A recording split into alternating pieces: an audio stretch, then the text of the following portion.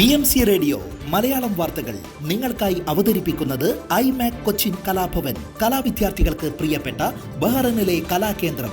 കൂടുതൽ വിവരങ്ങൾക്കായി സന്ദർശിക്കൂ www.bahrainmediacity.com. നമസ്കാരം. BMC റേഡിയോ മലയാളം വാർത്തകളിലേക്ക് സ്വാഗതം. ഞാൻ ധനു കൃഷ്ണ.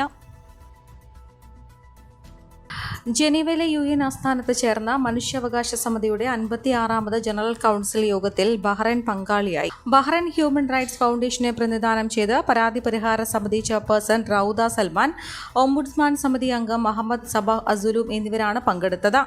എല്ലാ വർഷവും ജൂൺ 24 അന്താരാഷ്ട്ര വനിതാ നയതന്ത്ര ശാക്തീകരണ ദിനത്തോടനുബന്ധിച്ചാണ് യോഗം ചേർന്നത്.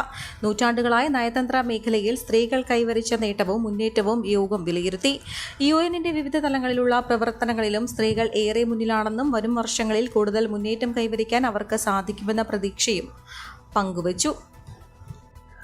ഇന്ത്യൻ നാഷണൽ ടെലികമ്മ്യൂണിക്കേഷൻ പ്രസിദ്ധീകരിച്ച 2024 information and communication technology development ഇൻഡെക്സിൽ ആഗോളതലത്തിൽ ബഹ്റൈൻ 5ാം സ്ഥാനത്തെത്തി. അറബ് മേഖലയിൽ രാജ്യം 3ാം സ്ഥാനത്താണ്. തുടർച്ചയായ 2ാം വർഷമാണ് ബഹ്റൈൻ ആഗോളതലത്തിൽ ആദ്യ 10ൽ ഇടം പിടിച്ചത്. ഇൻഫർമേഷൻ ആൻഡ് കമ്മ്യൂണിക്കേഷൻ ടെക്നോളജിയിലെ പുരോഗതി അളക്കുന്നതിനുള്ള ഏറ്റവും പ്രധാനപ്പെട്ട ആഗോള സൂചകങ്ങളിലൊന്നാണ് ICT-കളിലേക്കുള്ള പ്രവേശനം, ICT ഉപയോഗം, ICT കഴിവുകൾ എന്നിവയെല്ലാം പരിഗണിച്ചാണ് റാങ്ക് നൽകുന്നത്. 100ൽ 97.5 പോയിന്റാണ് ബഹ്റൈന് ലഭിച്ചിട്ടുള്ളത്. IT, ടെലികോം മേഖലകളിൽ ബഹ്റൈൻ കഴിഞ്ഞ വർഷങ്ങളിൽ വലിയ മുന്നേറ്റമാണ് നടത്തിയത്. അതിന്റെ ബഹിർസ്ഫുരണം കൂടിയാണ് ഇത്തരമൊരു അഭിമാനകരമായ നേട്ടമെന്ന് ടെലികോം ഗതാഗത മന്ത്രി മുഹമ്മദ് ബിൻ ദാമിർ അൽ കബി വ്യക്തമാക്കി. 2022-26 ICT ഡിജിറ്റൽ ഇക്കണോമിക് സ്ട്രാറ്റജിയുടെ ലക്ഷ്യങ്ങൾ കൈവരിക്കുന്നതിനും സുപ്രധാന മേഖലയിലെ മുൻനിര രാഷ്ട്രമെന്ന നിലയിൽ അതിന്റെ സ്ഥാനം വീണ്ടും വർദ്ധിപ്പിക്കുന്നതിനും ഈ നേട്ടം സഹായകരമാണ്. ഹമദ് രാജാവിന്റെ വികസന കാഴ്ചപ്പാടിന്റെയും പ്രധാനമന്ത്രി Prince Salman bin Hamad Al ഖലീഫ നയിക്കുന്ന സർക്കാരിന്റെ പിന്തുണയുടെയും ഫലമാണ് നേട്ടമെന്നും മന്ത്രി പറഞ്ഞു. നീറ്റ് പരീക്ഷാ ക്രമക്കേട് ചോദ്യം ചെയ്ത യൂത്ത് കോൺഗ്രസ് ദേശീയ കമ്മിറ്റി നടത്തിയ പാർലമെന്റ് മാർച്ചിൽ യൂത്ത് കോൺഗ്രസ് ദേശീയ പ്രസിഡന്റ് BV ശ്രീനിവാസ്, കേരള സംസ്ഥാന പ്രസിഡന്റ് രാഹുൽ മാങ്കൂട്ടത്തിൽ അടക്കമുള്ള നേതാക്കളെയും പ്രവർത്തകരെയും ലാത്തി ചാർജ് ചെയ്തതിൽ IYCC ബഹ്റൈൻ ദേശീയ കമ്മിറ്റി പ്രതിഷേധിച്ചു. നീറ്റ് അടക്കം പരീക്ഷകളുടെ വിശ്വാസ്യത തകർത്ത് വിദ്യാർത്ഥികളുടെ ഭാവി നശിപ്പിക്കുന്ന നടപടിയിൽ ഭാഗമായ എല്ലാവരെയും നിയമത്തിന് മുന്നിലെത്തിച്ച് ശിക്ഷിക്കാൻ കേന്ദ്ര സർക്കാർ തയ്യാറാകണമെന്നും IYCC Bahrain president Shibin Thomas, general secretary Ranjith Mahi, treasurer Bensy ഗനിയുടെ എന്നിവർ പ്രസ്താവനയിൽ ആവശ്യപ്പെട്ടു. ഇന്ത്യൻ എംബസിയിൽ ഒഡീഷ ടൂറിസം പ്രമോഷന് തുടക്കമായി. എംബസി കോൺസുലാർ ഹാളിൽ അംബാസഡർ വിനോദ് കെ ജേക്കബ് ഉദ്ഘാടനം ചെയ്തു. ഒഡീഷയിലെ വിനോദസഞ്ചാര ആകർഷങ്ങളും വിശിഷ്ടമായ ഉൽപ്പന്നങ്ങളും പ്രദർശിപ്പിച്ചിട്ടുണ്ട്. ഉദ്ഘാടന ചടങ്ങിൽ അംബാസഡർ കമ്മ്യൂണിറ്റി അംഗങ്ങളോട് ഓഡിയോയിൽ സംസാരിച്ചു.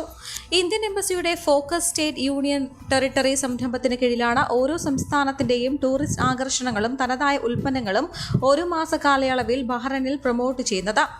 രാജസ്ഥാൻ, കാശ്മീർ, ഉത്തർപ്രദേശ്, കർണാടക എന്നീ സംസ്ഥാനങ്ങൾക്ക് ശേഷം കോൺസുലർ ഹാളിൽ പ്രദർശിപ്പിക്കുന്ന 5ാമത്തെ സംസ്ഥാനമാണ് ഒഡീഷ. ലഘു സാംസ്കാരിക അവതരണവും ഒഡീഷയുടെ രുചി വൈവിധ്യവും ഒരുക്കിയിരുന്നു. രാജ്യത്തെ ഏറ്റവും വലുതും പ്രമുഖവുമായ മാർക്കറ്റായ മനാമ സെൻട്രൽ മാർക്കറ്റിന്റെ നവീകരണം ഈ വർഷം അവസാനത്തോടെ പൂർത്തിയാകും. Capital trustees authority director general Mohammed Al Sali capital trustees board യോഗത്തിലാണ് ഇക്കാര്യം വ്യക്തമാക്കിയത്. വ്യാപാരികൾക്കും ഉപഭോക്താക്കൾക്കും മെച്ചപ്പെട്ട സൗകര്യങ്ങളും സേവനങ്ങളും നൽകുകയാണ് നവീകരണത്തിന്റെ ലക്ഷ്യം. നവീകരണവും പുനർനിർമ്മാണ അറ്റകുറ്റപ്പണികളും പുരോഗമിക്കുകയാണ്. വൈദ്യുതി കേബിളുകളിൽ ജല പൈപ്പ് ലൈനുകൾ, മലിനജല പൈപ്പുകൾ തുടങ്ങിയവ ഭൂമിക്കടിയിലൂടെയായിരിക്കും. ഈ ജോലി എത്ര വേഗം പൂർത്തിയാകും എന്നതിനെ ആശ്രയിച്ചായിരിക്കും പ്രവൃത്തികളുടെ പുരോഗതി. 1,41,000 ചതുരശ്ര മീറ്റർ സ്ഥലത്താണ് മാർക്കറ്റ് നിലകൊള്ളുന്നത്. സ്വകാര്യ മേഖലയുടെ സഹകരണത്തോടെ ട്രക്ക് പാർക്കിംഗ്, ലോഡിംഗ്, സെല്ലിംഗ് സോണുകൾ എന്നിവയടക്കം പദ്ധതിയിലുണ്ട്. 932 ചതുരശ്ര മീറ്റർ വിസ്തീർണമുള്ള മത്സ്യ മാർക്കറ്റിന് ഷേഡിംഗ് നൽകേണ്ടതുണ്ട്.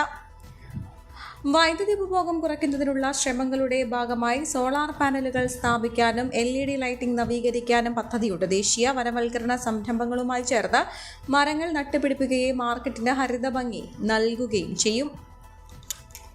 ബഹ്റൈൻ കേരളീയ സമാജം വനിതാവേദി ഓണാഘോഷങ്ങളുടെ ഭാഗമായി വിവിധ മെഗാ കലാപരിപാടികൾ ഒരുക്കുന്നു. സെപ്റ്റംബർ 14 മെഗാ തിരുവാതിരയിൽ 150-ലധികം വനിതകൾ പങ്കെടുക്കും. സെപ്റ്റംബർ 21 റിതംസ് ഓഫ് കേരള എന്ന പേരിൽ മറ്റൊരു മെഗാ പ്രോഗ്രാമും അരങ്ങേറും. കേരളത്തിലെ വൈവിധ്യമാർന്ന നൃത്തപരിപാടികൾ 200-ലധികം കലാകാരന്മാരും കലാകാരികളും ചേർന്ന് അവതരിപ്പിക്കുന്ന ഈ പരിപാടിയിൽ തിരുവാതിര, മാർഗംകളി, ഒപ്പന, കൈകൊട്ടിക്കളി എന്നിവ ഉൾപ്പെടുന്നു. ഈ പരിപാടിയിൽ പങ്കെടുക്കാൻ താൽപ്പര്യമുള്ളവർ 36782497 എന്ന നമ്പറിലോ 32052047 എന്ന നമ്പറിലോ 39115221 എന്ന നമ്പറിലോ 32380303 എന്ന നമ്പറിലോ ബന്ധപ്പെടാവുന്നതാണ്. ആലപ്പുഴ പ്രവാസി അസോസിയേഷൻ ബഹ്റൈൻ വനിതാ വേദിയുടെ നേതൃത്വത്തിൽ ജൂലൈ 5 വൈകിട്ട് 3 ഇന്ത്യൻ ക്ലബ്ബിൽ വെച്ച് കുട്ടികൾക്കായി ചിത്രരചനാ മത്സരം സംഘടിപ്പിക്കുന്നു.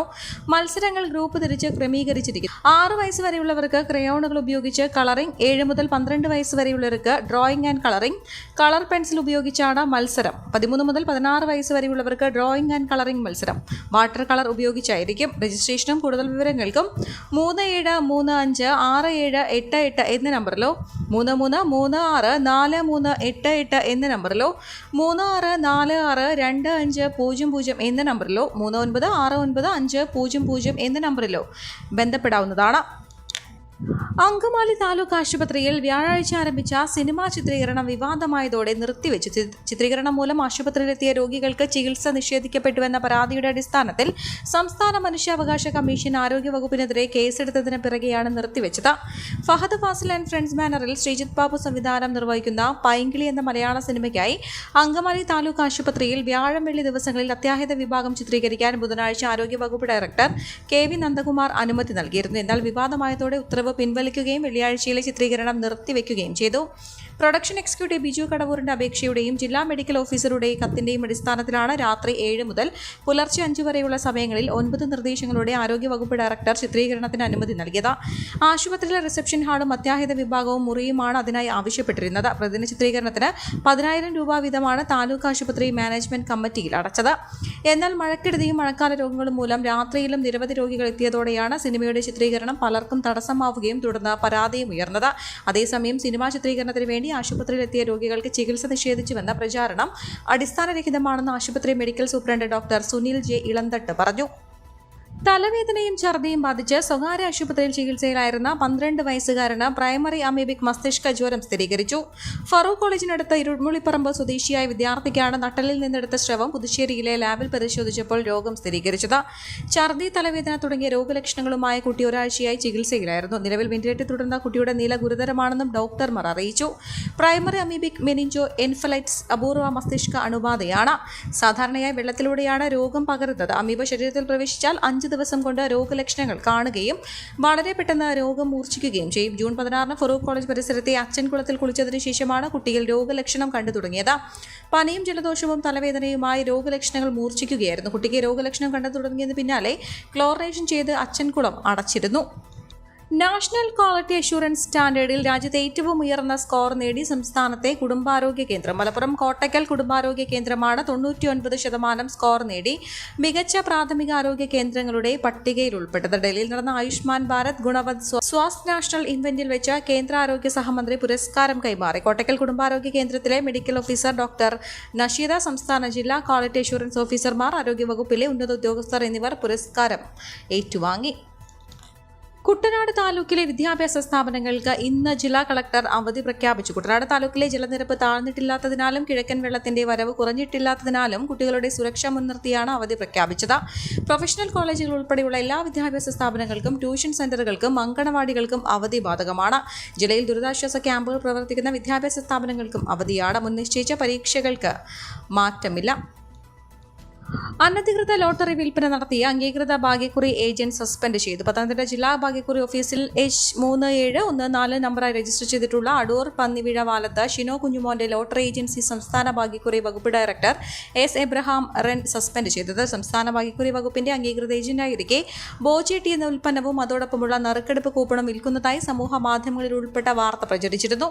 വകുപ്പ് നിർദ്ദേശപ്രകാരം അടൂർ അസിസ്റ്റന്റ് ജില്ലാ ഭാഗ്യക്കുറി ഓഫീസർ നടത്തിയ പ്രാഥമിക അന്വേഷണത്തിന്റെ റിപ്പോർട്ടിന്റെ അടിസ്ഥാനത്തിലാണ് സസ്പെൻഷൻ നടപടി. ഈ വാർത്തയോടുകൂടെ BMC റേഡിയോ മലയാളം വാർത്തകൾ സമാപിക്കുന്നു. നന്ദി, നമസ്കാരം.